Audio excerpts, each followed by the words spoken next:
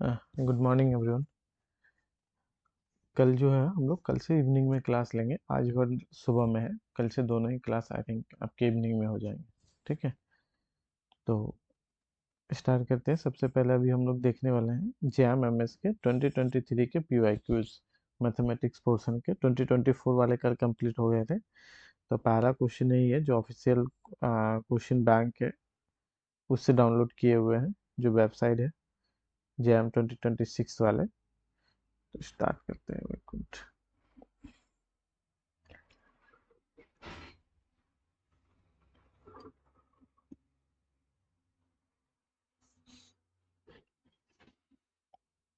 और lecture number 5 होगा ना, कल 4 तक हम लोग डिस्कस किए हुए थे।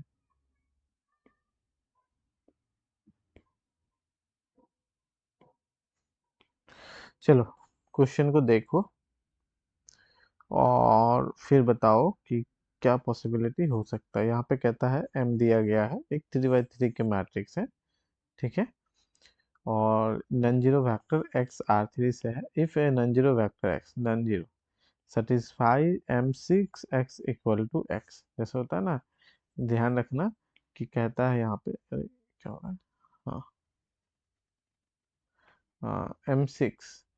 M6x equal to x, that means की हो गए ऐसे जैसे A x equal to lambda x type से। तो यहाँ पे होते हैं lambda is a eigen value, होता है ना।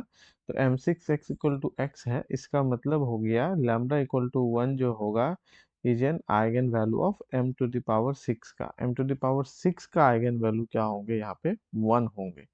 M⁻⁶ का आइगन वैल्यू क्या होंगे, 1 होंगे। देन सब space of R3 contains vector. ऐसा क्या सब स्पेस जो है R3 का, मतलब 3 डायमेंशनल स्पेस जो टपल वाला है, वो इनमें से कौन सा वेक्टर को कंटेन करेगा। तो थोड़ा सा सोचो, क्या इसके आइगन वैल्यू से कुछ फाइंड हो सकता है।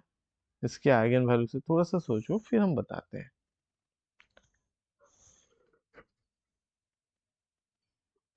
थोड़ा सा सोचो, 1 मिनट। क्वेश्चन को पहले पढ़ के समझने का ट्राई करो, फिर हम उसको सॉल्व करते हैं।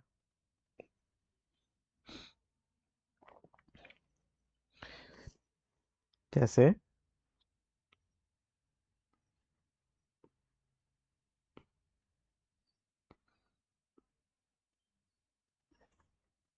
ठीक, तो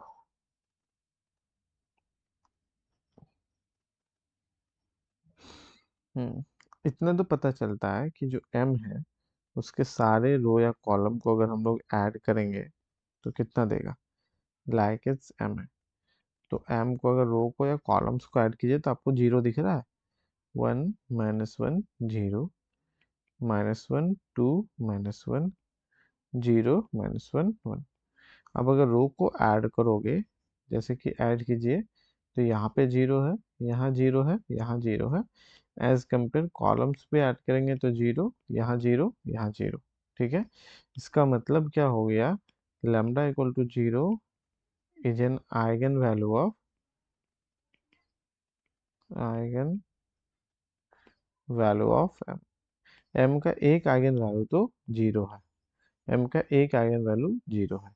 ठीक है, चलिए, क्या इसके ट्रेस से काम कर सकते हैं, एक बार देख लेते हैं उससे भी कुछ होगा कि नहीं होगा। कैरेक्टरिस्टिक पोलिनोमियल m के लिए कितना होगा, तो कहता है एक्स क्यूब, ट्रेस हो जाएंगे -4, तो 4x² प्लस कोफैक्टर कितने हो जाएंगे, तो 2 + 1 3, और ये कैंसिल 1 + 1, ये कैंसिल 2, और माइनस नहीं, सॉरी सॉरी सॉरी, यहाँ पे 2 -1 तो हो जाएगा, एक्चुअली में 1 ही होंगे, एक्चुअली में 1 ही होंगे। प्लस 2 के लिए हो गया 1 - 0 1, प्लस 1 के लिए हो जाएंगे तो 2 - 1, तो एक्चुअली में 1 ही हो गए। Minus plus minus plus minus, अब इसके डिटर्मिनांट, तो डिटर्मिनांट 100% जीरो है। डिटर्मिनांट क्या आपके 100% जीरो है, क्योंकि एक आइगन वैल्यू जीरो है तो डिटर्मिनांट तो जीरो है ही। आप चाहो तो करके देख सकते हो, कोई इशू नहीं है। यहाँ पे 1 हो गया, और इससे करेंगे तो ये कैंसिल हो गए, यहाँ पे हो गए -1, है ना। -1 और माइनस यहाँ पे +1 हो जाते हैं, तो 1 - और 1 तो इक्वल टू हो गया 0। ठीक है, तो डिटर्मिनेंट तो 0, कोई इशू नहीं, आप निकाल के भी देख सकते हो। सी एक्स को अगर स्टैंड करते हैं 0 से, तो यहाँ आ जाएगा x³ minus 4x² plus 3x equal to हो जाएंगे 0। x तो 0 है ही, इसका मतलब हो गया x² minus 4x plus 3 equal to 0। Cayley Hamilton theorem अगर मैट्रिक्स का यूज करते हैं तो आते हैं m² minus 4m plus 3 into identity equal to 0, जहाँ से हम लोग और भी थोड़ा सा इसको लिख सकते हैं।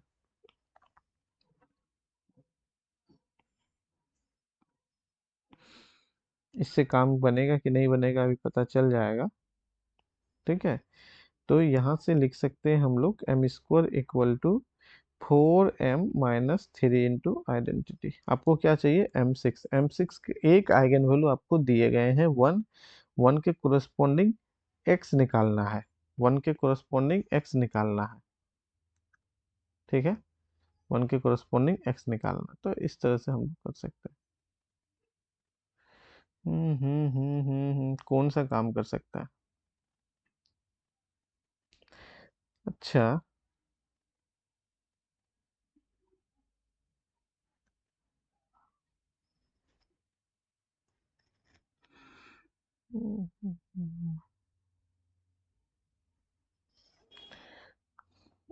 m6 है ना जी, m6, तो इसको क्यूब क्यूब बार बार करना पड़ेगा, हम वो देख रहे हैं, कैलकुलेशन करके अभी कंप्लीट नहीं हो सकता है। अब इसको m4 कर सकते हैं, यहाँ से आप चाहो तो क्या कर सकते हैं, m4, तो इधर हो जाएगा 4m माइनस 3 इंटू आइडेंटिटी का स्क्वायर, लेकिन हम चाहते हैं कि थोड़ा सा अ, इसको और अच्छा से करें। एक सेकंड, मुझे क्वेश्चन को एक बार अच्छे से देखने दे तो।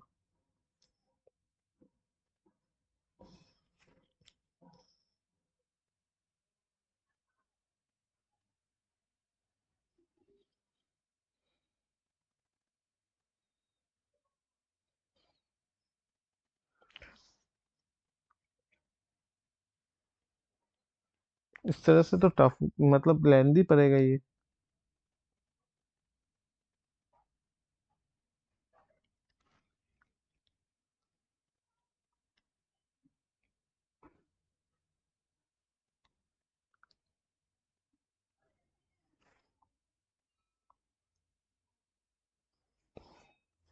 क्योंकि m6 यहाँ से निकालना, इतना तो एक मार्क्स में लेंदी नहीं रहेगा क्वेश्चन। चलो फिर भी ट्राई करते हैं, कोई नहीं। बोलो यहाँ से कितना वैल्यू होता है,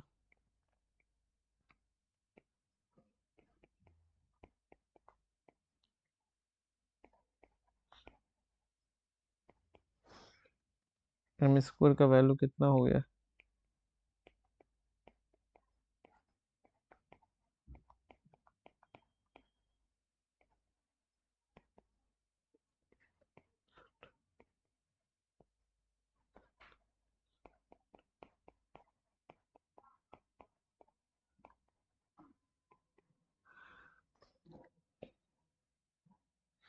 m6 के एक आइगन वैल्यू है 1, और ये मैट्रिक्स है तुम्हारा सिमेट्रिक मैट्रिक्स है। मैट्रिक्स क्या है, सिमेट्रिक, गौर से अगर देखा जाए तो सिमेट्रिक मैट्रिक्स है, एक आइगन वैल्यू 0 है।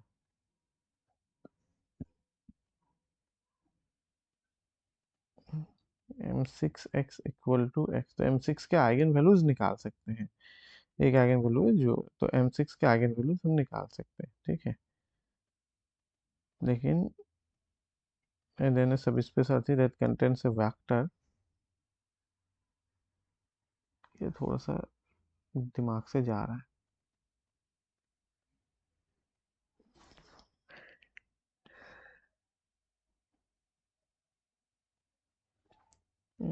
हम चाहते हैं कि इसे शॉर्टकट मेथड में हम आपको बताएं।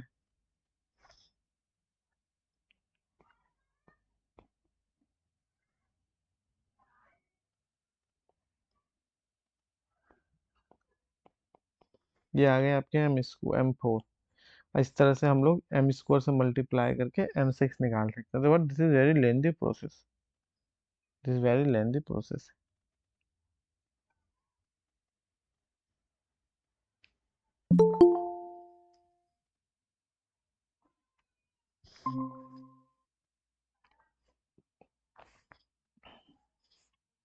अच्छा ठीक है, देखते हैं नेक्स्ट क्वेश्चन, फिर इसको भी देखेंगे, थोड़ा सा दिमाग में जा नहीं रहा अभी, पता नहीं क्यों मॉर्निंग में।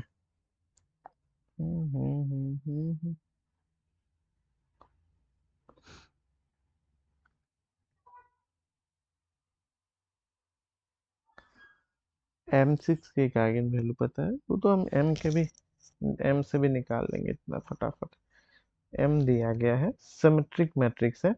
अब M पर पावर 6 करने तो नहीं जाएंगे बार बार।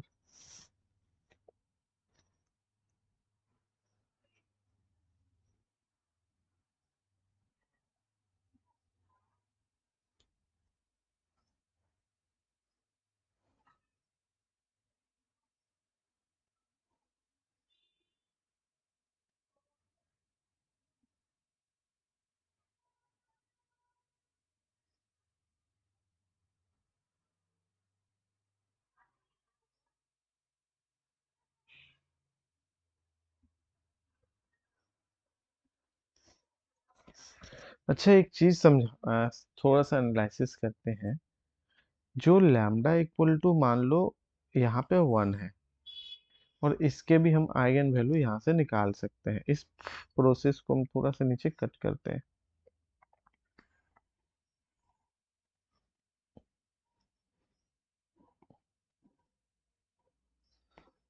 वो नीचे रखते हैं।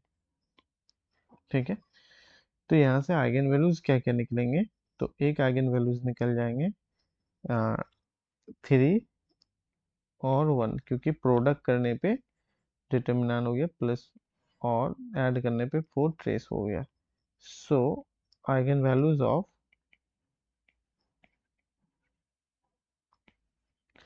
इसके m कितना आया? तो कहता है कि लेमडा इक्वल टू 0, 1, 3, ये तीन आइगन वैल्यूज तो आपके आ रहे हैं, इसमें कोई डाउट नहीं है। अब आपको पता है यहाँ से, सिंस m पर power 6x equal to x है, ठीक है, इसका मतलब हो गया lambda equal to 1 is an eigenvalue of किसके लिए? m पर पावर 6, लैम्डा इक्वल टू 1, क्योंकि यहाँ पे 1 इंटू एक्स है, जैसे हमने बोला था ax equal to lambda x होता है, वी नो डैट, लोग ये जानते हैं, we know that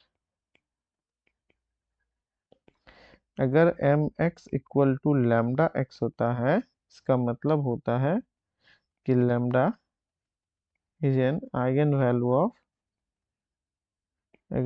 of M, and x जो हो जाएगा is eigenvector corresponding to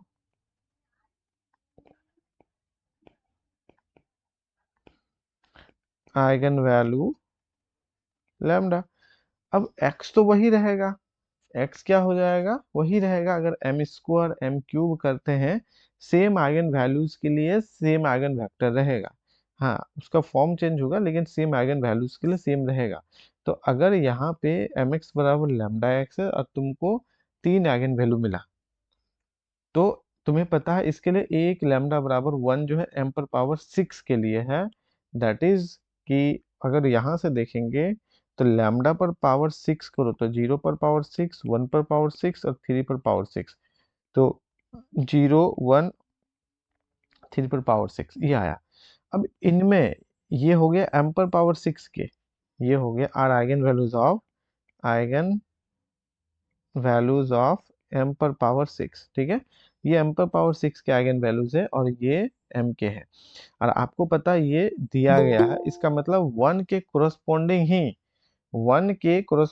जो एम एक्स में आइगन वेक्टर होगा, वही 1 के कोरस्पॉन्डिंग एम पर पावर 6 के लिए भी आइगन वेक्टर का काम करेगा। जो एम एक्स में होगा वही एम पर पावर 6 के लिए भी काम करेगा। समझ में आया? ये कॉन्सेप्ट हम लोग यहाँ पे लगा सकते हैं।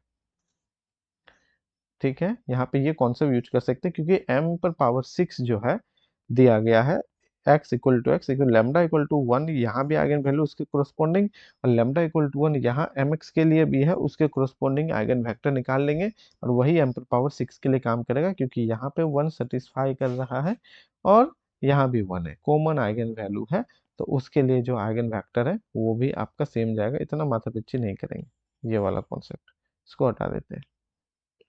ठीक है, चलो, ये थोड़ा सा फंसा क्वेश्चन बट कोई नहीं, तो यहाँ पे लिख देते हैं हम इस चीज को। तो eigenvector corresponding to uh, corresponding to eigenvalue, eigenvector corresponding to eigenvalue lambda equal to कौन सा 1 का ले, क्या होगा? तो काम करो, यहाँ से कितना m है यहाँ पे, तो m माइनस आइडेंटिटी और x इक्वल टू 0, तो m माइनस आइडेंटिटी करना है, करो फटाफट करके। यही थोड़ा सा मुझे लग रहा था कि इसमें लगाना पड़ेगा, अदरवाइज ये क्वेश्चन लेंदी है।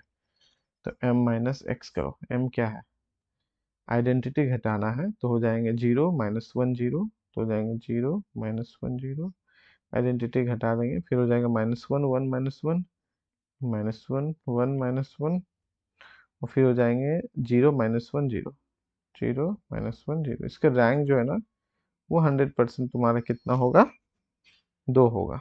ठीक है, एक्स वाई जेड कर देते हैं और यहाँ पे 0 0 0। ठीक है, ये ऊपर से दिख रहा है क्लियरली कि 0 माइनस 1 0 और माइनस 1 1 माइनस 1, और सब्ट्रैक्ट कर देंगे तो 0, यहाँ से भी 0 हो जाएगा और ये भी 0 ही है। ठीक है, ये हो गए एक्स वाई जेड, और रेस्ट ऑफ द हो जाएंगे 0 0 0। इसके लिए आगे वेक्टर निकाल लेते हैं। तो यहाँ से क्या क्या निकल के आएगा, यहाँ से निकल के आएंगे, नीचे तो 0 ही है, ठीक है, ऊपर में आ जाएंगे minus y equal to 0, that means y तुम्हारे 0 हो गया, and minus of x plus y minus of z equal to 0, तो वाई 0 है तो minus x minus z equal to 0, तो यहाँ से लिख सकते हैं x equal to minus of z, x equal to minus of z. एक सेकेंड, हेलो, हेलो। हाँ बोलो। कहाँ रह-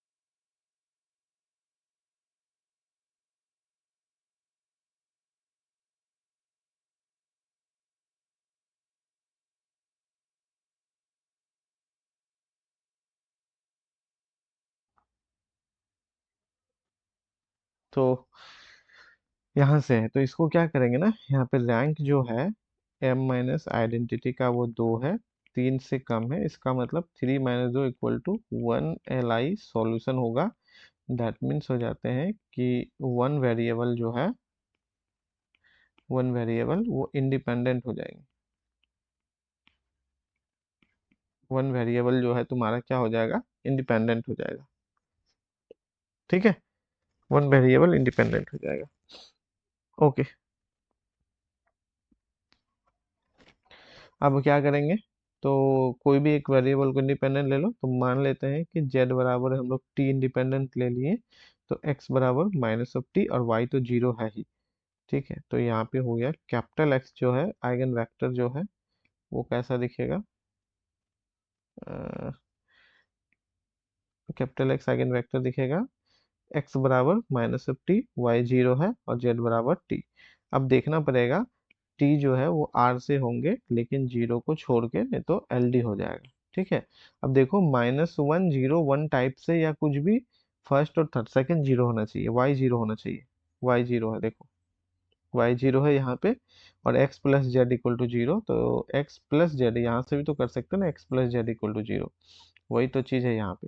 ठीक है, तो इसको लिख सकते हैं, इन दोनों को ऐड करने पे जीरो, एक्स और जेड को ऐड करो तो जीरो, तो इसको हम लोग ऐसा लिख सकते हैं, एक्स को ऐसा लिख सकते हैं, क्या लिख सकते हैं, x y z such that कि x plus z equal to zero and y equal to zero.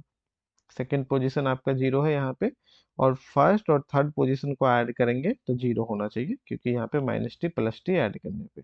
तो उस हिसाब से अगर हम लोग देखेंगे ना, तो ऑप्शन बी जो है वो आपका करेक्ट हो जाएगा। थोड़ा सा इसमें सोचने वाली बात ये रहा कि आपको एम दिया गया है, आपको क्या दिया गया है, एम दिया गया है, ठीक है, ये चीज है, एम है। अब आपसे मांगा जा रहा है एम सिक्स, तो एक चीज ध्यान रखना, एम सिक्स का यहाँ पे आइगन वैल्यू वन है, और एम के भी आइगन वैल्यू वन है, तो वो जो कॉमन आइगन वैल्यू है उसके कोरस्पोंडिंग जो आइगन वेक्टर होगा वो दोनों के लिए सेम हो जाएगा।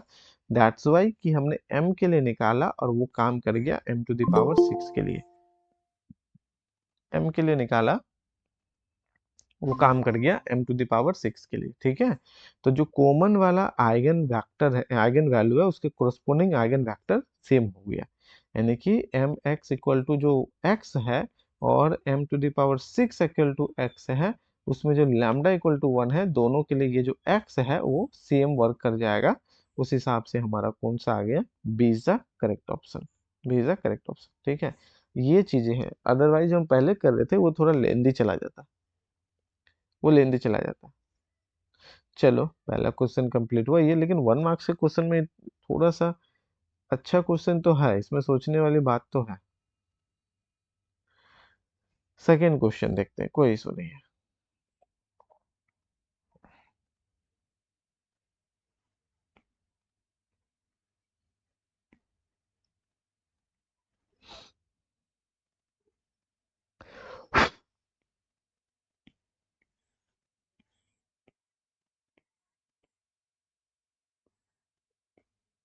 चलो इसको देखो, देखो और बताओ क्या हो सकता है। M one M two two distinct matrix है।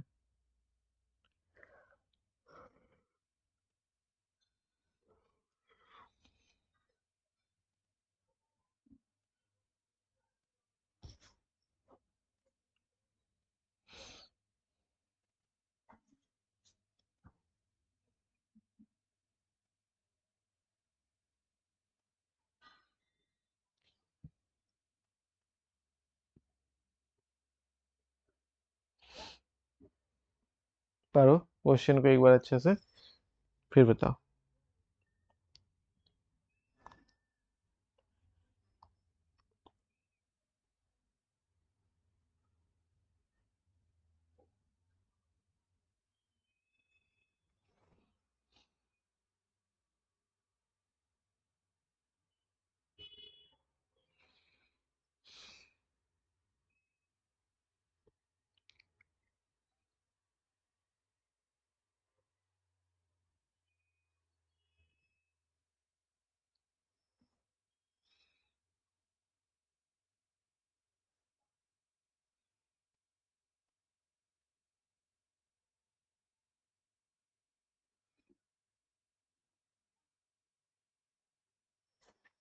क्या, थोड़ा सा स्टेटमेंट से कुछ समझ में आ रहा है कुछ भी?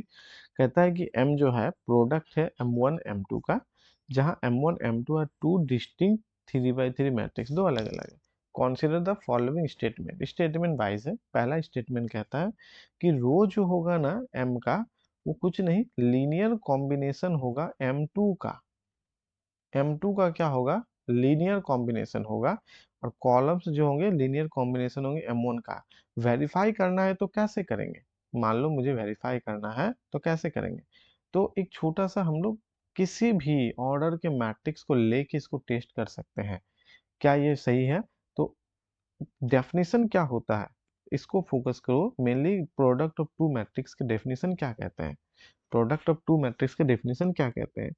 मान लो कोई मैट्रिक्स है, समझो यहाँ पे जनरल ए आई जे, ये हमने लिया, n/n का, एंड हमने कोई बी मैट्रिक्स लेते हैं यहाँ पे BJK, ये भी आपके n/n का है, और इसी को हम प्रोडक्ट मान लेते हैं A इंटू बी। तो क्या देगा ये? तो हो जाएंगे AIJ, और यहाँ पे करते हैं BJK। ठीक है, तो ये नया बन के आएगा CIK बन के आएगा। n/n के ही होंगे, CIK बन के आएंगे। लेकिन लेकिन what do you mean CIK? तो ये कहता है this is nothing but summation of, ये क्या होगा? समेशन ऑफ, समेशन ऑफ, यहाँ पे रन करेंगे, जे का वैल्यू 1 से 1, और हो जाएंगे AIJ और BJK, इस तरीके का समेशन ऑफ AIJ BJK। तो अब अगर जनरल में लिखा जाए, इस A मैट्रिक्स को हम लिखते हैं या इस M मैट्रिक्स को हम लिखते हैं, तो कैसे लिखेंगे? ये दिखेगा हमारा C11 C12 ऐसा करके C11, हम जनरल देके चलते हैं। ठीक है, यहाँ पे C21 C22, ताकि किसी भी ऑर्डर के लिए तुम्हें समझ में आ जाए। CN1 CN2 और यहाँ पे CNN। अब क्वेश्चन में समझना, क्वेश्चन क्या कहता है? क्वेश्चन कहता है कि जो M का रो होगा, ये जो रो है, वो जो है लीनियर कॉम्बिनेशन होगा M2, M2 कहे तो B का, और कॉलम्स जो होंगे इसके, ये सारे कॉलम्स वो लीनियर कॉम्बिनेशन होंगे M1, M1 कहे तो A, M1 कहे तो A। तो इसे हम ऐसा कर देते हैं M1 M2 ही लिख देते हैं, क्या दिक्कत है?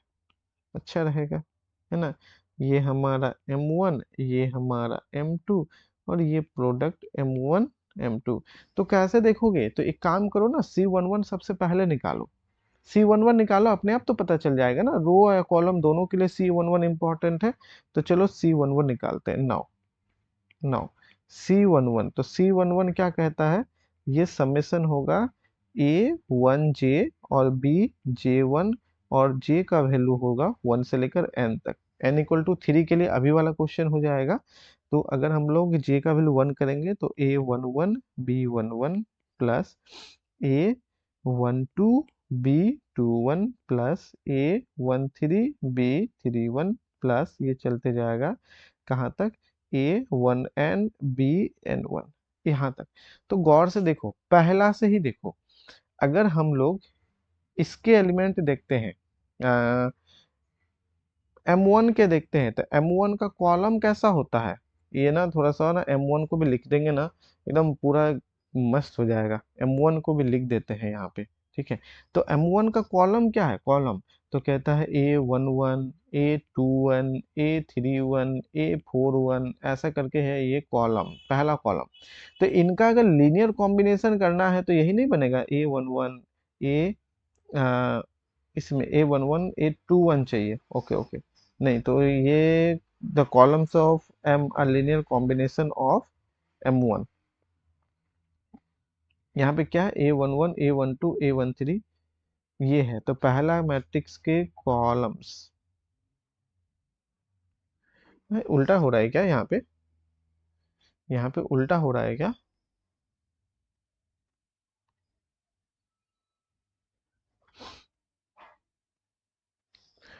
यहाँ मैट्रिक्स M1 क्या? अच्छा, एक एक एक मैट्रिक्स और लिखो, C12 को लिखो। C12 तो रो वाले बात हो जाएंगे। C12 कहने का मतलब यहाँ पे क्या हो गए? उल्टा हो रहा था थोड़ा सा, ऐसा मुझे लग रहा था। होंगे 12, तो 1J और BJ2, 11 के लिए तो ठीक है वो चीज़। तो इसको कैसे लिख सकते हैं? A11 और B12 plus A12 B22 plus A13 B32, ये आपके चलते जाएंगे इस तरीके से, A1N BN2, ऐसा। ठीक है, अच्छा M लिखो, M को लिखते हैं एक बार, M1। या तो दोनों सही होंगे या दोनों गलत होंगे, क्योंकि एक में रो है एक में कॉलम है। A11 A12 ऐसा करके आ जाएगा, A1N, फिर हो जाएंगे 21 22, ऐसा करके आ जाएंगे 2N। ठीक है, यहाँ पे N1 AN2 ऐसा करके आ जाएगा ANN, ये है M1। तो इसके कहता है कि columns of M are linear combinations of columns of M1। M1 के कॉलम का लीनियर कॉम्बिनेशन है, M1 के कॉलम का लीनियर कॉम्बिनेशन है, ठीक है।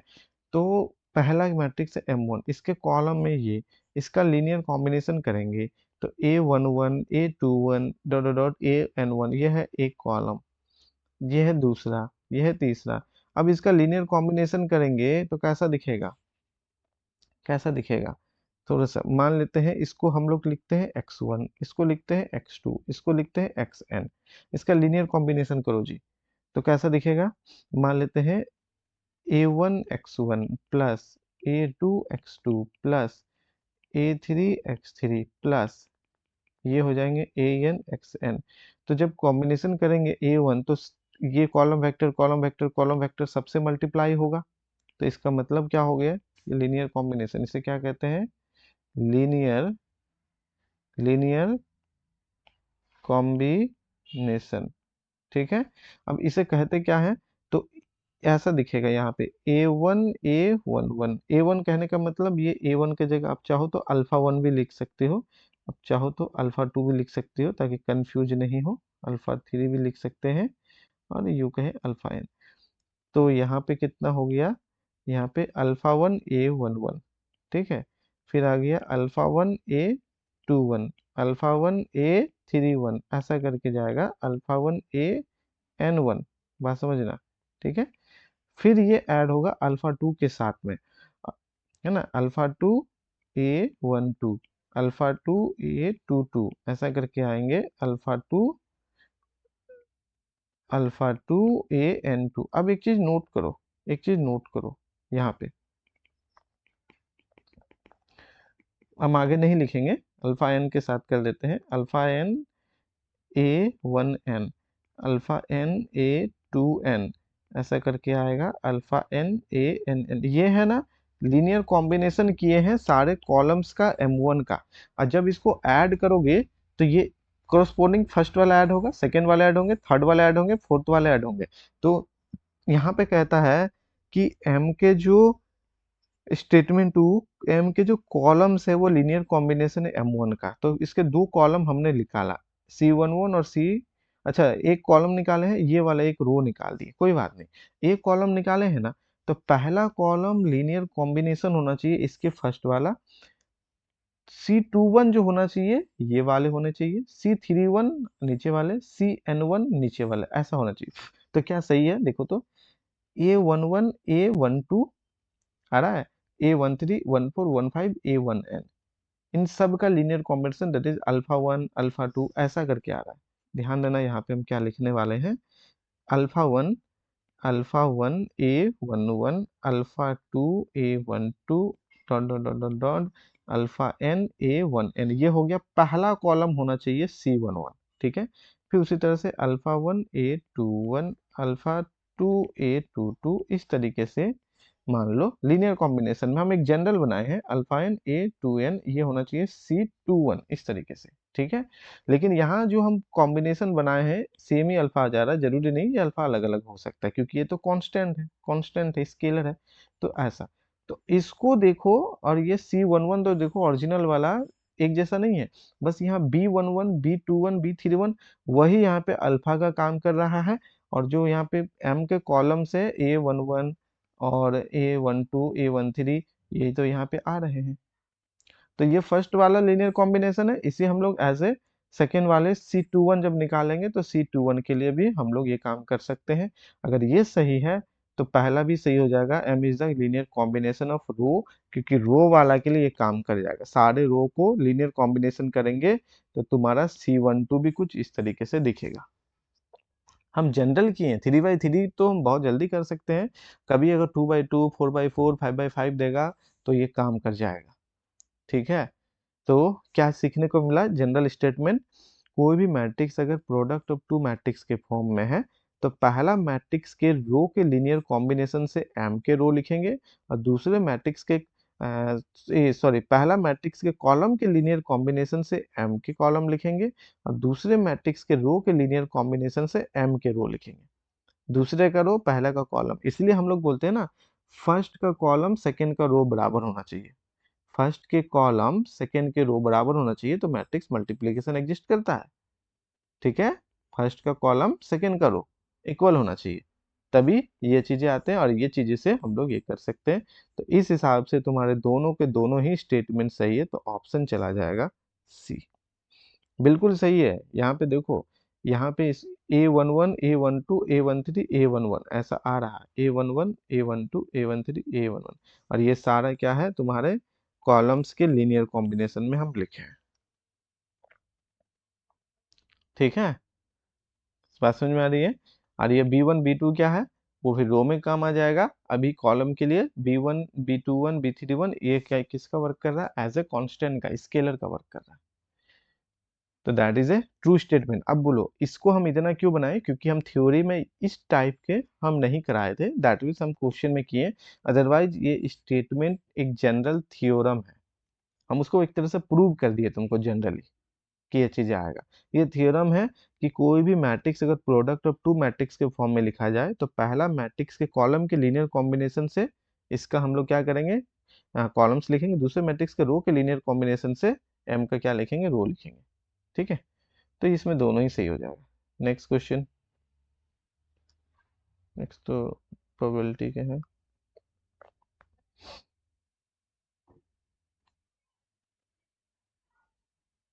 चलो ये क्वेश्चन बनाओ, 7 नंबर।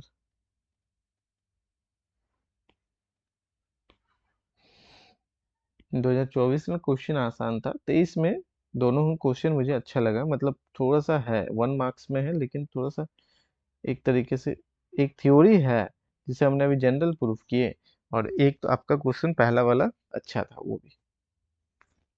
इसको देखो,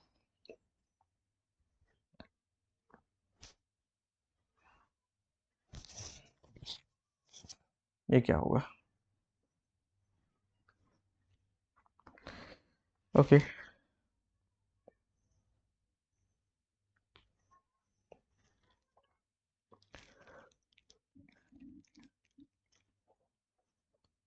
फंक्शन ऑफ टू वेरिएबल है, 0.11 पूछ रहा है, local maximum local minima saddle point critical point निकाल लो, करना क्या है।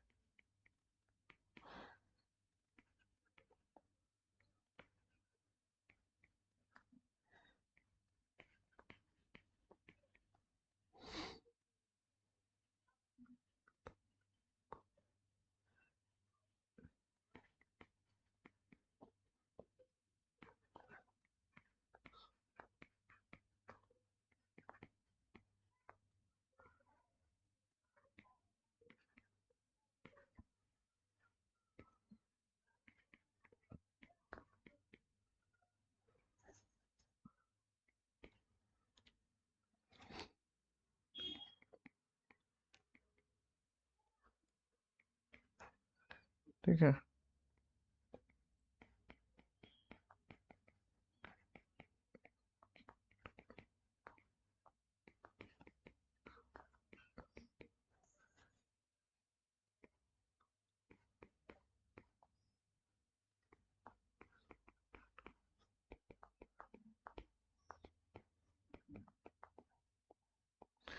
क्या हो गया, खत्म क्वेश्चन, सैडल पॉइंट हो गया ना जी।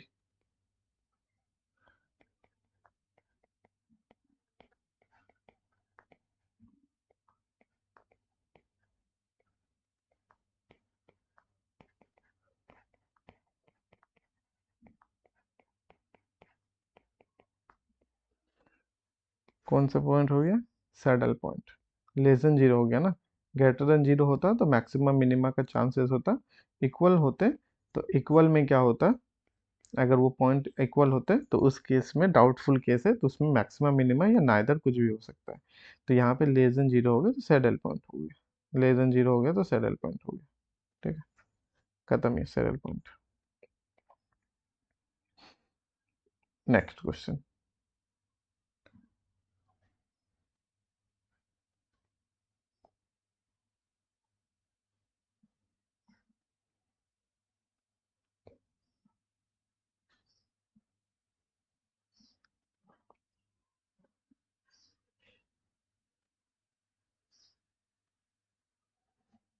ये क्या है?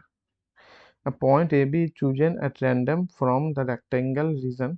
कहीं से भी ए बी चूज किया जा रहा है 02 से 04, ठीक है। Then the probability that the area of the region, अच्छा प्रोबेबिलिटी का ये probability that the area of the probability, okay, मुझे लगा इंटीग्रल का प्रॉपर है, इंटीग्रल के यूज हो रहा है उसमें, एरिया का यूज हो रहा है, ठीक है, एरिया का यूज हो रहा है उसकी, लेकिन ये प्रोबेबिलिटी क्वेश्चन है बेसिकली।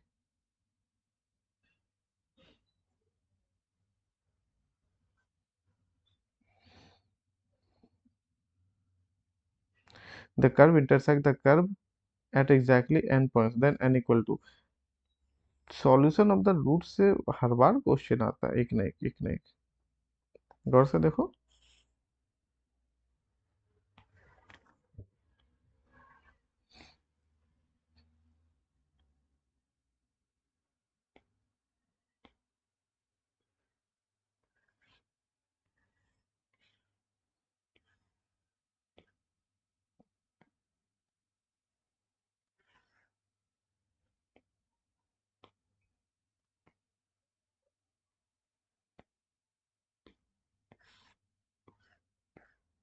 हम्म,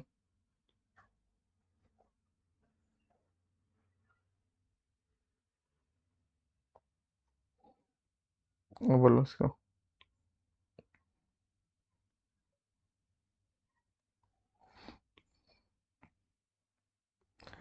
कहता है कि एक पाराबोला है, वो इंटरसेक्ट करता है एक कर्व के साथ, कितने पॉइंट पे, एग्जैक्टली कितना पॉइंट। तो पाराबोला और यहाँ पे एक कर्व है, दो कर्व है बेसिकली, दोनों का इंटरसेक्शन पॉइंट बताओ, कितना सारा इंटरसेक्शन पॉइंट होगा, तो कैसे निकालोगे?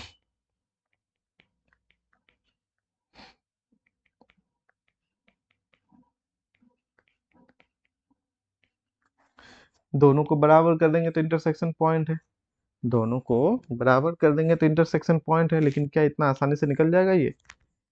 क्या इतना आसानी से निकल जाएंगे x sine x plus cos x का ग्राफ?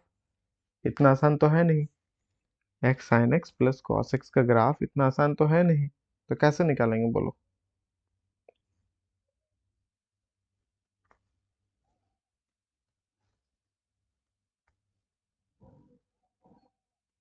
कैसे निकालेंगे? सोचो। हम इस तरह का पढ़ाए हुए हैं क्वेश्चन, लेकिन यहाँ जो है थोड़ा सा ग्राफ जबरदस्त है, क्योंकि सर बी हो जाएगा। भी दो कैसे? सर इसका जैसे इक्वल करके x square plus x square equal to x plus sine x into sine x plus cos x. हाँ ठीक है, वहां से इक्वल करके तो चलो ठीक है, इक्वल करने को वो नहीं हम बोल रहे हैं, आ, इसको दोनों को इक्वल कर देते हैं, इसको मान लेते हैं y1 y2, तो y1 equal to y2, intersection के लिए तो इक्वल चाहिए ही, उसकी बात नहीं कर रहे हैं। एक्स स्क्वायर बराबर हो जाएंगे एक्स साइन एक्स प्लस हो जाएगा तुम्हारा कॉस एक्स, है ना। अब बोलो किस किस पॉइंट के लिए ये इक्वल होगा, डायरेक्ट क्या कोई पॉइंट तुम निकाल पा रहे हो, मुझे ये बताओ। सर क्वाड्रेटिक है तो दो ही पॉइंट ना होगा। क्वाड्रेटिक है इसके लिए बोल रहे हो कि ये क्वाड्रेटिक है, हम्म। कि x square minus x into sine x और फिर माइनस हो जाएगा cos x equal to zero, और तुम बोल रहे हो कि सर ये एक्स में क्वाड्रेटिक है, ये हो गया कांस्टेंट के टर्म, इसे भी ले लेंगे, और ये एक्स में क्वाड्रेटिक है तो एक्स के दो वैल्यू निकलेंगे, है ना, इस तरीके से बोल रहे हो। Sir yes sir. हम्म, और कुछ, और सर थोड़ा आइडिया? ग्राफ नहीं बन पा रहा इसका। ग्राफ तो जल्दी नहीं कर पाओगे, ठीक है। ठीक है, अगर इसे हम लोग मान लेते हैं अनदर फंक्शन, अगर x प्लस इंफिनिटी को टेंड करेगा तो पूरा वैल्यू प्लस इंफिनिटी जाएगा, क्योंकि सबसे बड़ा वैल्यू ये है, और x अगर माइनस इंफिनिटी को टेंड करेगा, माइनस इंफिनिटी में क्या होगा बोलो? ये माइनस का स्क्वायर तो भी प्लस इंफिनिटी ही जाएगा, चाहे प्लस हो या माइनस हो, ठीक है। तो इसका मतलब जो भी हो, x चाहे नेगेटिव साइड में इंक्रीज करो या पॉजिटिव साइड में, ये प्लस इंफिनिटी ही जा रहा है, मतलब इन द सेंस ऊपर ही भाग रहा है, ऊपर ही भाग रहा है। तो अगर इस फंक्शन का वैल्यू नेगेटिव आ गया, इस फंक्शन का वैल्यू नेगेटिव आ गया, तो कहीं ना कहीं इस तरीके से जाएगा या ऐसे जाएगा, तो 2 पॉइंट तो मिलेगा ही मिलेगा, 2 पॉइंट इसके मिलेंगे ही मिलेंगे, बिल्कुल सही बात है। ठीक है, बिल्कुल सही बात है। तो यहाँ पे क्वाड्रेटिक है, उससे भी बोल सकते हो कि दो वैल्यू होगा, या चाहे x प्लस इन्फिनिटी हो या माइनस इन्फिनिटी हो, तो उस केस में या तो दो रूट्स होंगे, नहीं तो फिर जीरो होगा। जीरो होगा, ऐसा भी पॉसिबल है, क्योंकि क्वाड्रेटिक है तो क्या जरूरी थोड़ी है कि दोनों रियल रूट्स आए। ये भी तो बात है ना, क्वाड्रेटिक है तो दो रूट्स होंगे, लेकिन जरूरी है कि दोनों रियल आए? नहीं है, कॉम्प्लेक्स भी आ सकते हैं इन द सेंस। तो या तो जीरो हो जाएंगे, जो सपोज करो ऊपर से चला गया तो टच ही नहीं किया एक्स एक्सिस को, और नहीं तो फिर दो होंगे, ऐसा करके चला गया तो दो रूट्स हो गए यहाँ पे और यहाँ पे। बात समझ में आ रही है? या तो दो होंगे या जीरो होंगे। तो इसका एक वैल्यू देखो, किस पे दे दे, जीरो पे कितना वैल्यू देगा ये फंक्शन, जीरो पे कितना वैल्यू देगा, जीरो पे नेगेटिव वैल्यू देगा। हाँ, जीरो पे तो नेगेटिव वैल्यू देगा, देगा कि नहीं देगा? 0% -1 दे देगा। -1 दे देगा, वही बोल रहे नेगेटिव वैल्यू देगा। इसका मतलब अगर इसे तुम एज ए फंक्शन मानते हो, तो वो फंक्शन नेगेटिव वैल्यू दे रहा है at x equal to zero पे, तो दो रूट्स तो 100% हो गया, दो रूट्स हो गया। ठीक है, जीरो पे नेगेटिव दे रहा है तो दो रूट्स हो गए, हम ऐसा लिख सकते हैं यहाँ पे। अ, इसको थोड़ा सा सर ऑप्शन डिस्क्राइब के करते हैं। हिसाब से भी जैसे 0 2 होगा ही, तो उसमें 0 तो ऑप्शन है नहीं, तो 2 ही ना होगा। हाँ, वो तो होगा ही, लेकिन मुझे अभी लिखना पड़ेगा ना, वो तो तुम बिल्कुल सही दो लगा सकती हो।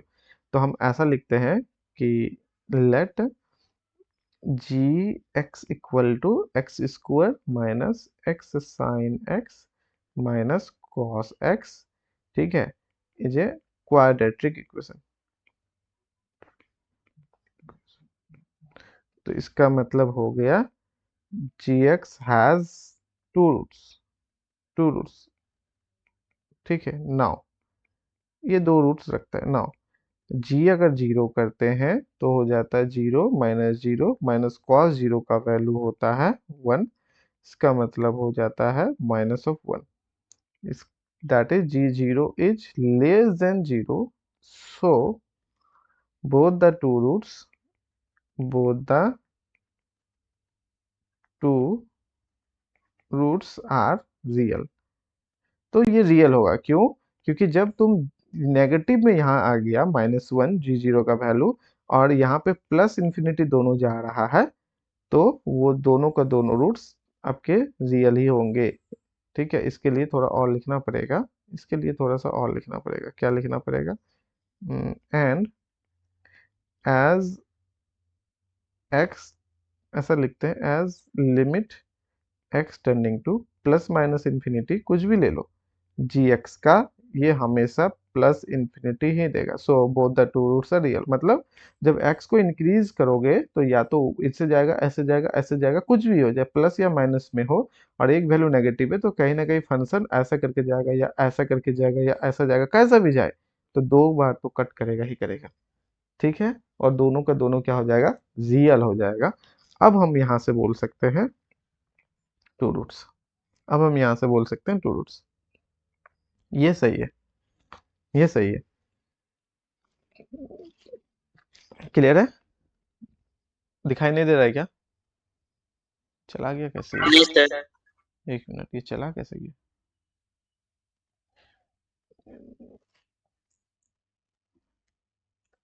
हिल गए, वेट।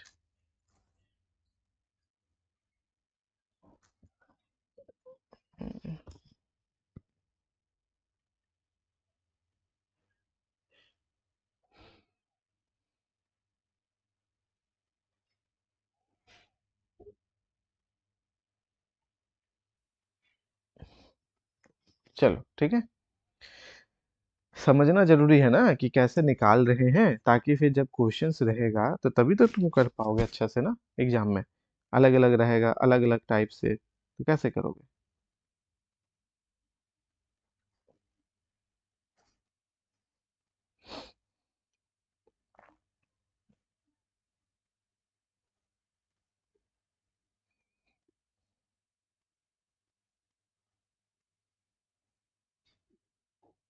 एक सीक्वेंस का आया।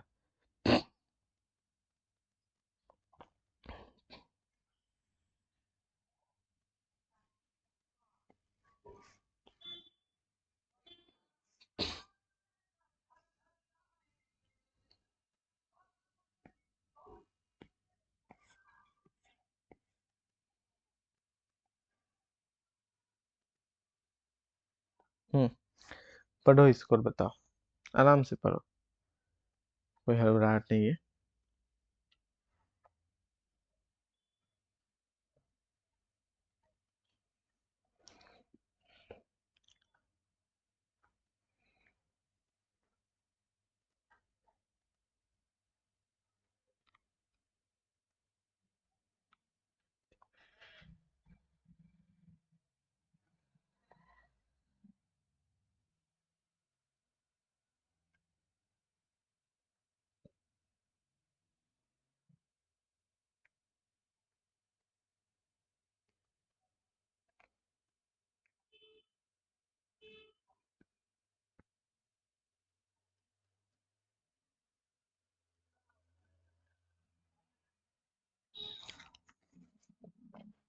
ए n be a sequence such that first term इसका 1 है, 4 an प्लस 1 45 प्लस 16 an है, n का value 1 2 3, which of the following true. कहता है कि an मोनोटोनिकली इंक्रीज करेगा और कन्वर्ज करेगा, मोनोटोनिकली इंक्रीज करेंगे कन्वर्ज करेंगे, बाउंडेड अबव बाई 17/8, और ये जस्ट अ कन्वर्जेंट सीरीज के बारे में बोल रहा है। सीरीज कन्वर्जन तब होगा जब an का लिमिट जो है ना वो जीरो जाए, 17/8 ना जाए, जीरो, उस चांसेस में सीरीज पॉसिबिलिटी है कि कन्वर्ज करे, जरूरी नहीं है, नेसेसरी कंडीशन कहता है कि वो जीरो जाए। मोनोटोन इंक्रीज या डिक्रीज के लिए हम लोग क्या करते हैं, मोनोटोन इंक्रीज या डिक्रीज के लिए हम लोग क्या करते हैं बताओ। हम्म? जैसे कि सिंपल सी बात है, इसको समझो।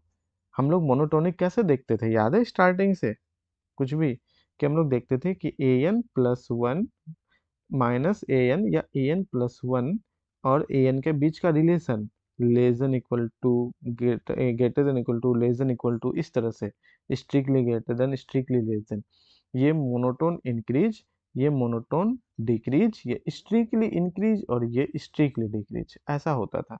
इसका मतलब दोनों का सब्ट्रैक्शन करो, अगर इसको यहाँ से हटा दे और हटा दें और इसको माइनस ए एन करें तो इंक्रीज के लिए greater than equal to zero, decrease के लिए less than equal to zero, strictly increase के लिए और ये स्ट्रिक्टली डिक्रीज के लिए कम बन जाएगा। तो दोनों का डिफरेंस देखना है बेसिकली। तो चलो ये वाला हम लोग काम करके देखते हैं, आ जाओ। तो यहाँ पे है ए एन, 4 an है, 4 an, तो ए एन प्लस वन लिख देते हैं, तो 1/4 हो जाएगा, रूट अंडर 45 प्लस 16 an, ठीक है ना, इतना है। तो a n plus one minus a n कितने हो जाएंगे, तो 1/4 root under 45 plus 16 an minus a n. अब भाई ये वैल्यू ग्रेटर देन जीरो और लेस देन जीरो कब होगा, तो ये तो निकालना पड़ेगा, हाँ या ना, greater than zero less than zero कब होगा ये निकालना पड़ेगा, ठीक है। कैसे निकालोगे ये सोचो, कैसे निकालोगे। अगर इसे एज ए फंक्शन मान ले इसको, और ये इसका वैल्यू ग्रेटर देन जीरो या लेस देन जीरो या greater than equal to zero, ये है पहला टर्म है वन, हम नहीं चाहते हैं इसको A2 A3 A4 निकालना है, कॉम्प्लिकेटेड टाइप से होगा, ठीक है, कॉम्प्लिकेटेड टाइप से होगा, इसलिए हम नहीं चाहते हैं उसको निकालना। हम्म, रुक जाओ जी, पहले मुझे सोचने दो आराम से, फिर हम लोग करते हैं।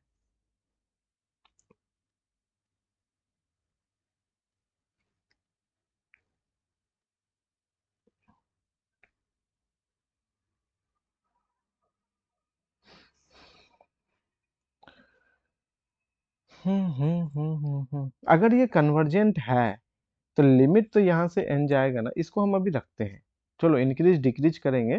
क्या ये कन्वर्जेंट है, ये भी देख लेते हैं हम लोग, क्या ये कन्वर्जेंट है, ये भी देख लेते हैं, ठीक है। पहले इसको भी देख लेते हैं तो कुछ और आइडिया लग जाएगा, इसको हम लोग करते हैं अभी कुछ। लेट मानते हैं कि सीक्वेंस जो है ना a n is convergent, convergent then कि लिमिट जो है इसके n tending to infinity a n का कोई l हो जाएगा। इसका मतलब है कि लिमिट जो है n tending to infinity a n plus one का भी l हो जाएगा। पहले ये तो पता चल जाए कि कहाँ चांसेस है, 17/8 पे कि 9/4 पे कि बाउंडेड बाई 17/8, है ना। अगर मोनोटोनिक इंक्रीज है और 17/8 पे गया तो बाउंडेड अबव बाय भी हो जाएगा और कन्वर्ज भी हो जाएगा, तो दोनों एक साथ तो नहीं हो सकता है। तो देख लेते हैं क्या चांसेस है, क्योंकि एक ही स्टेटमेंट सही होगा, उस हिसाब से देखना है मुझे। ठीक है, तो आ जाओ यहाँ से, और क्या कर सकते हैं, देन ऊपर से आ जाओ, यहाँ से, यहाँ से, यहाँ से limit n tending to infinity, क्योंकि मल्टीपल अब चॉइस है और साथ ही साथ ये जो है ना 2 मार्क्स के हैं, तो थोड़ा सा देख लेते हैं अलग अलग तरीके से क्या होगा। 16 an, जैसे हम लिमिट लगाएंगे तो ये दे देगा 4l, यहाँ दे देगा 45 प्लस 16l, स्क्वायर कर दो दोनों साइड, तो 16l स्क्वायर, ये दे देंगे 45 प्लस 16l, क्वाड्रेटिक बन गया, दो रूट्स तो आएगा ही आएगा, तो 16l स्क्वायर माइनस, और अब क्या हो गया 16l minus 45 equal to 0। L का वैल्यू बता सकती हो कोई, एल का value, l equal to quadratic में 16 plus minus root under b square, 16 का square minus 4ac, 4 into 16 into 45/2a, तो 2 इंटू 16 ये आ गया। यहाँ से फटाफट करके एल का वैल्यू बता दो क्या होगा। तो एक तो 16 तो कैंसिल ही कर सकते हैं यहाँ से, और यहाँ पे यहाँ पे 16 तो है, यहाँ पे 16 बाहर कॉमन ले सकते हैं, 4 ले सकते हैं, है ना, 4 ले सकते हैं, 16 ले सकते हैं क्या? हाँ, देखो यहाँ से 16 है, यहाँ 16 है, उसको ले सकते हैं, यहाँ पे बचेंगे 16, यहाँ 4 है, 4 का 2 ले सकते हैं, तो कितना हो जाएगा एल बराबर, तो एल इक्वल टू, यहाँ है 16 प्लस माइनस 16 का हो गया 4, और 4 का हो जाता है 2, 8 कॉमन आ गया, एक 16 कैंसिल, एक 16 में 4 चौक 16, यहाँ पे बच गया 4 माइनस 4 भी, 16 भी खत्म, यहाँ हो गया 45, माइनस में 45 आ रहा है जी, माइनस माइनस प्लस हो जाएगा ना यहाँ, क्योंकि 4ac, 4 into a into c -45, तो प्लस हो गया। मैं सोचो कॉम्प्लेक्स रूट आएगा तो कैसे काम चलेगा, गड़बड़ हो जाएगा। यहाँ पे हो गया 2 इंटू 16, तो मुझे रूट्स बता दो कितना हो गया, रूट्स बता दो। 8 तो कॉमन लेके कैंसिल हो जाएगा ना, 16 16 कैंसिल हो गए, तो हो गया 1/2, और प्लस माइनस यहाँ पे कितना हो गया 8, 1/4, तो 45, और 4 49, और बाई हो गया यहाँ पे 4, कितना हो गया 1/2, प्लस माइनस 17 50, 7/4, तो अरे यार इससे अच्छा है कि एक ही साथ करो कंप्लीट, है ना। 8 को हटाओ, तो 2 प्लस माइनस 8 हो गया और 49, और 8 ने 16, यहाँ पे हो गया 4, तो हो गया 2 प्लस माइनस 17 50 हो गया 7/4, तो 7 to 9/4 कॉमा -5/4, ये आ जाएंगे। देखो अगर सीक्वेंस कन्वर्जेंट है तो उसके ये लिमिट पॉइंट्स हो सकते हैं या लिमिट हो सकता है, एक है आपके 9/4, एक है -5/4।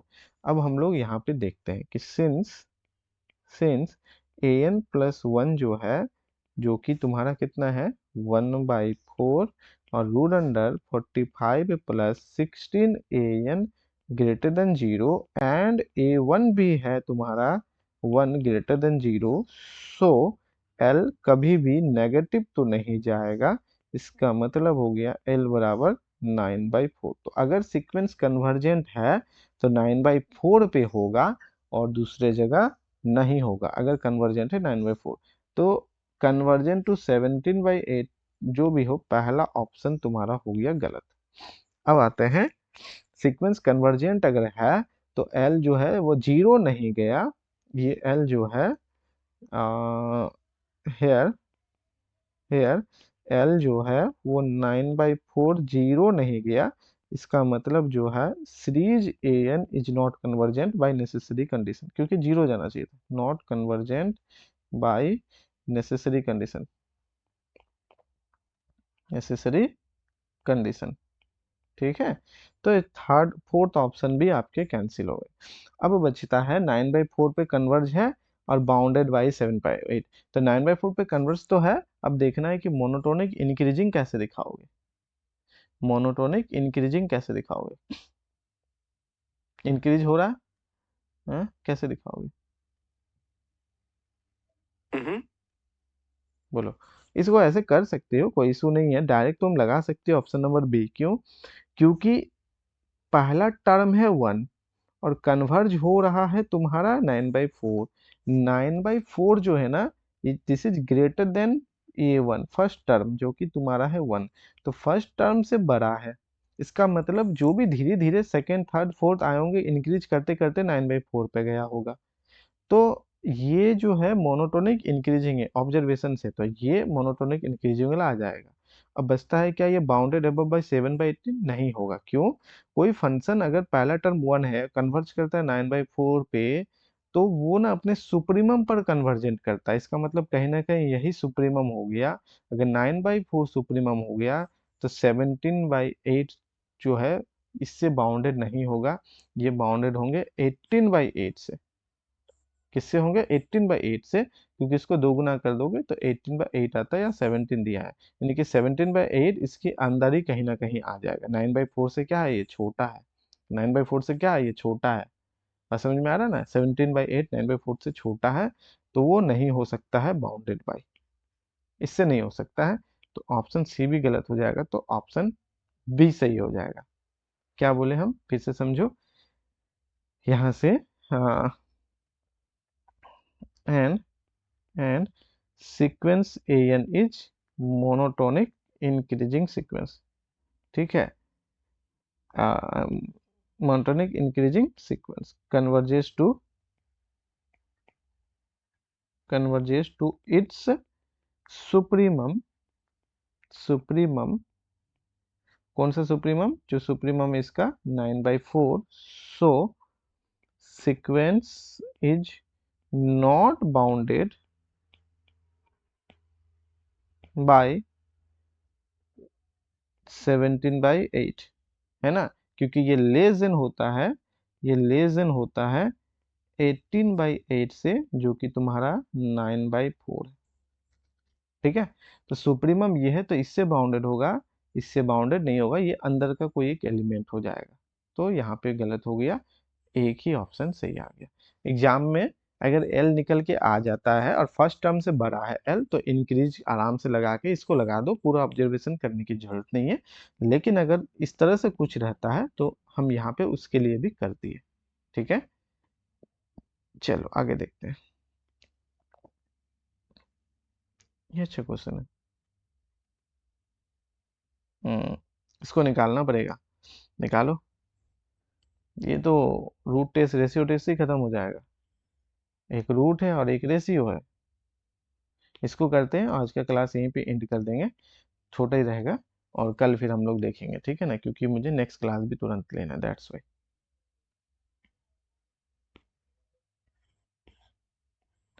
इसको कर सकते हैं हम लोग, छोटा क्वेश्चन है ये, टफ क्वेश्चन नहीं है। क्यों? एक रूट टेस्ट है, रेशियो टेस्ट है, ये हो गया रूट में, ये हो गया रेशियो में, है ना? तो रूट में यहाँ पे हम लोग इसको कर लेते हैं, इसके लिए ए एन कितना हो गया, 1+1/n बोल सकते हो आशीष? तो ए एन पर पावर 1/n कितना हो गया, 1+1/n पर पावर -n, है ना? तो अगर लिमिट लगा दे n tending to infinity, positive ही है, तो कितना हो जाएगा यहाँ से, limit n tending to infinity 1+1/n पर पावर -n, ये हो गया e⁻−1, that is 1/e less than 1 है। इसका मतलब हो जाता है series a n is convergent. ठीक है, ये पॉजिटिव टर्म सीरीज है ना, लेस देन e⁻, क्योंकि ये 1/, हो जाएगा तो 1/e हो गया, लेस देन 1, सीरीज कन्वर्जेंट आ गया। तो तुम्हारा जो एस और टी, टी तो कन्वर्जेंट हो गया, ये जो है टी है, ये क्या है, टी है, ये क्या है, एस है। तो एस टी तो कन्वर्जेंट हो गए, तो टी कन्वर्जेंट हो गए, तो यहाँ से तो ऑप्शन में गया बोथ आर डाइवर्जेंट, गलत हो गया, बोथ आर डाइवर्जेंट। ठीक है, बोथ आर डाइवर्जेंट गलत हो गया, टी इज डाइवर्जेंट गलत हो गए, है ना? खत्म। अब आते हैं एस डाइवर्जेंट होगा कि नहीं। अगर एस डाइवर्जेंट है तो ऑप्शन बी सही, एस कन्वर्जेंट है तो ऑप्शन सी सही। दोनों में से कोई होगा, फटाफट बताओ क्या होगा। रेशियो टेस्ट लगाओ, इसमें तो रूट काम कर गया, इसमें रेशियो अच्छे से काम करेगा, रेशियो काम करेगा। फॉर फॉर एस के लिए लेट क्या ले ले, बी एन ले लेते हैं, और क्या, 2 5 8 3n+2 डिवाइडेड बाई 1 5 9 4n+1। ठीक है, इतना। हाँ, तो bn+1/bn, इसका लिमिट देख लो।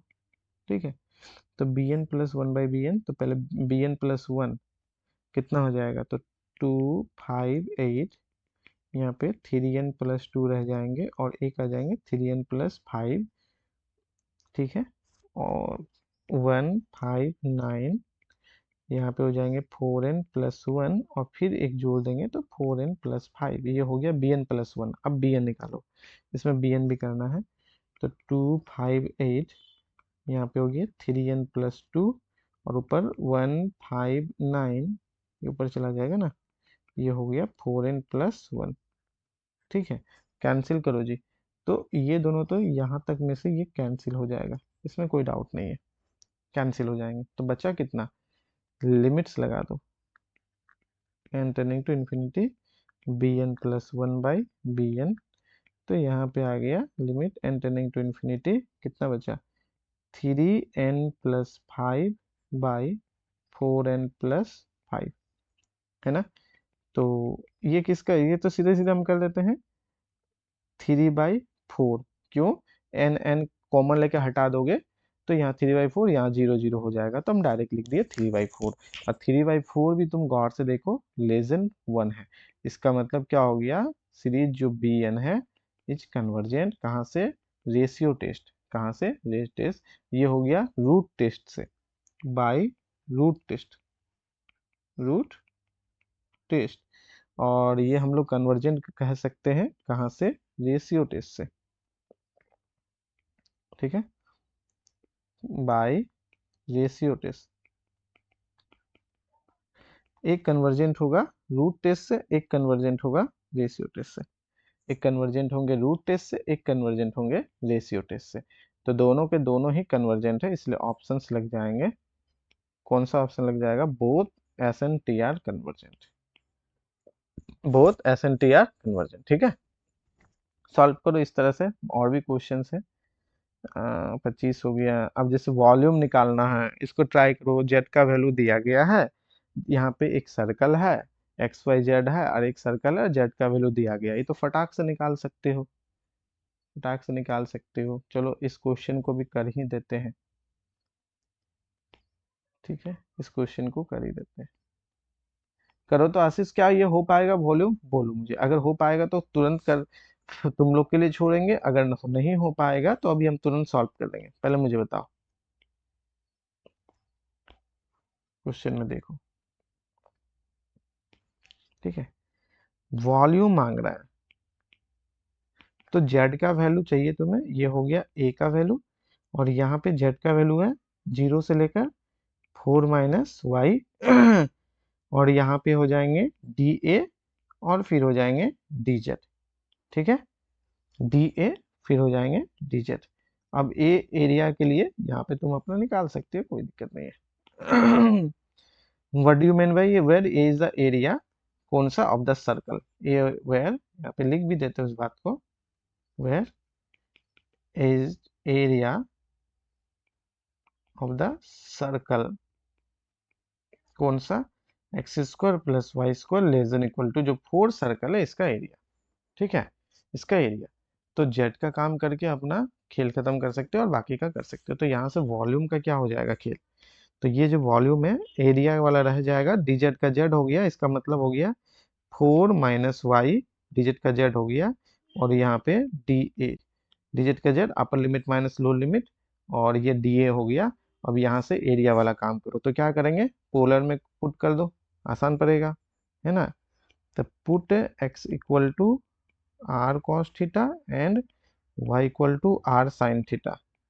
तो तुम्हें पता है क्या होता है, x² + y² = r², जो कि यहाँ पे 4 है, इसका मतलब r बराबर 2 है, और थीटा बराबर हो जाएगा 0 से लेकर 2 पाई। क्यों, क्योंकि पूरा का पूरा सर्कल है, ओरिजिन सेंटर है, इसीलिए।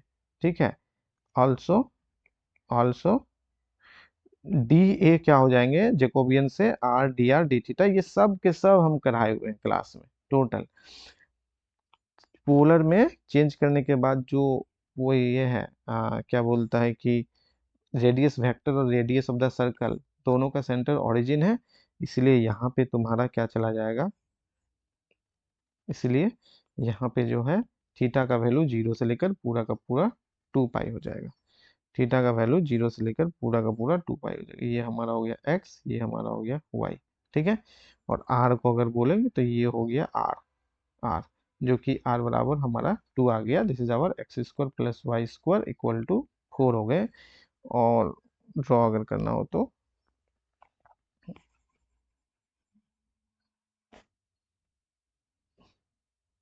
हेलो, हेलो, हाँ बोलिए।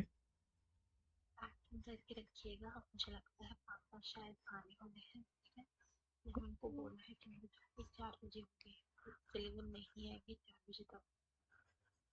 ओके, ठीक है ठीक है, ठीक है ठीक है ठीक है मैं आऊंगी तो आएंगे हम लोग, फिर हम लोग 3 बजे तक निकल जाएंगे। ठीक है, ठीक है। 3 या 7 बजे। Okay okay okay.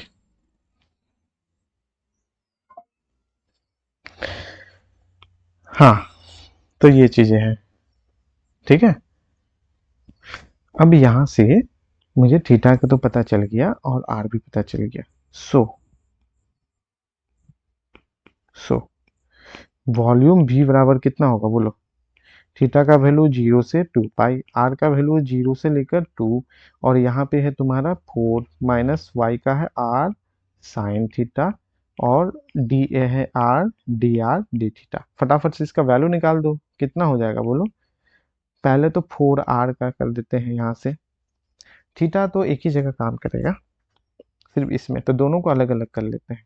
तो यहाँ पे 4 हो गया आर का आर स्क्वायर बाई 2, कहाँ से 0 से 2, और डी थीटा का थीटा पहला के लिए कर रहे हैं 0 से 2 पाई, माइनस दूसरा आर स्क्वायर हो गया तो r³ बाई 3, r³ बाई 3, तो 0 से 2, और साइन थीटा का इंटीग्रेशन कितना होता है जी, minus of cos theta, minus of cos theta 0 से 2 पाई। वैल्यू बता दो जी फटाफट करके। तो 4 हो गया, दो भी दूनी, आ जाएगा। हाँ दो दूनी 4 हो गया, 4/2, तो यहाँ पे हो गया 2 - 0 हो गया, थीटा का हो गया 2 पाई, और माइनस यहाँ पे 2 4 8 हो गया 8/3, और फिर हो जाएंगे यहाँ पे 2 पाई में -1 माइनस माइनस, और यहाँ पे कितना हो जाएगा, प्लस हो जाएगा। ठीक है, तो cos 0 में हो गया, cos 2 पाई cos 0 में तो 1 ही होता है जी, ये तो कैंसिल ही हो जाएगा। तो अल्टीमेटली कितना हो गया, दो दूनी 4 चौक 16, 16 पाई आ रहा है, आंसर है कहीं पे, है ना 16 पाई। ये तो जीरो हो गया ना, यहाँ से खत्म हो गया। तो 16 पाई कितना आया आशीष तुम्हारा, है sir. 16 pi is the correct answer. Yes sir. चलो ठीक है, तो हम लोग आज का क्लास ना यहीं तक ही रखते हैं, बाकी भी करेंगे ऐसी बात नहीं है। तो बाकी जैसे कि सिस्टम ऑफ लीनियर इक्वेशन यहाँ पे है, तो एज ए एक्सरसाइज देते हैं, इसको हम लोग कल के क्लास में डिस्कस करेंगे, या ये PYQs तुम्हें मिल भी जाएगा, ऑफिशियल वेबसाइट से डाउनलोड कर सकती हो, या हम आज के क्लास में इसे लिख देते हैं। ठीक है, आज के क्लास में इसे लिख देते हैं,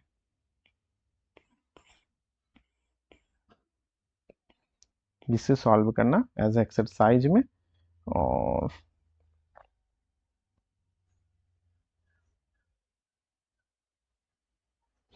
ये भी एक मैथमेटिक्स का है, 2 क्वेश्चन हम रख दिए आज के क्लास के लिए एज एक्सरसाइज, इन दोनों को सॉल्व करो।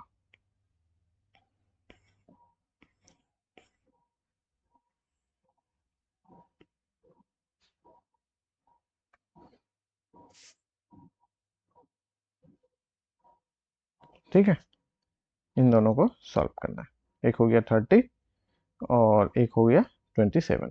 बाकी हम लोग नेक्स्ट क्लास में करते हैं, इसको हम तुरंत अभी नोट सेंड कर देते हैं, ताकि तुम अभी चाहो तो अभी भी सॉल्व कर सकते हो। ठीक है, हम लोग अब